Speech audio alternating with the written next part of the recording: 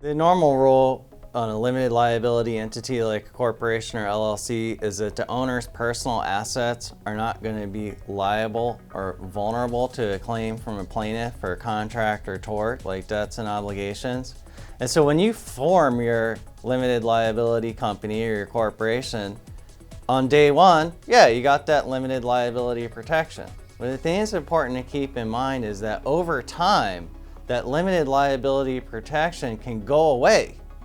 You can lose the limited liability protection and the personal assets can be subject to claims by plaintiffs and creditors and so forth if you don't follow the proper formalities and do all the things that you need to do to preserve the limited liability protection.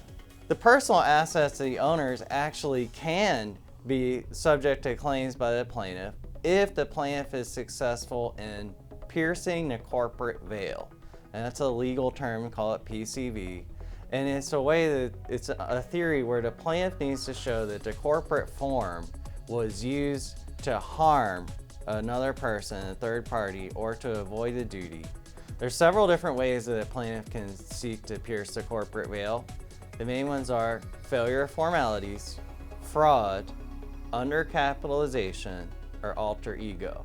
So failure of formalities is stuff like you need to have your annual meetings if they're required, you need to keep minutes, you need to keep proper records, accounting records and lists of shareholders, things like that, and you need to file your annual reports with the Secretary of State. The formalities refers to essentially paperwork. Okay? Fraud is the theory of piercing the corporate veil where you're using your corporate form to steal or cheat or do a scam on people, essentially lying with the purpose of harming somebody else. Undercapitalization is a little more rare, but this is the idea that the business was a sham from the start. It was undercapitalized, meaning that there wasn't enough money to do a legitimate business. I mean, if you say, oh, here's 10,000 bucks, go make me a computer chip manufacturing facility, well, you know, that's not realistic. Whereas $10,000 to start a landscaping company, that is. I mean, that's adequate capitalization. You can buy yourself a used truck, get a lawnmower, a couple of trimmers, good to go.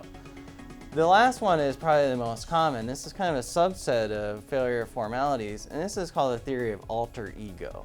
Alter ego, just like Clark Kent and Superman, there really is no difference. They're one and the same. The personal assets and activities of the owner is no different than the business activities and assets. They're two mixed or mingled together so that essentially the business, even though it has a different name and it's ABC, corporation or LLC, has a different name, but it's not really any different from the owner themselves. I mean, a basic example is a bank account. If we have a situation where the owner's individual checking account is the same checking account that the business uses. So all the income from the business goes in the owner's personal checking account. All the business expenses are paid out of the owner's checking account. Well, there's no separation there. So how do you preserve your limited liability protection? You follow the formalities. You do the proper paperwork and reports, and you can find a list of those kind of details on our website. Don't use the corporation and LLC to lie, cheat, and steal. And then the last thing is make sure that you keep a good separation. So you keep your personal activities and assets separate from those that are owned and used by the business entity, corporation, or LLC.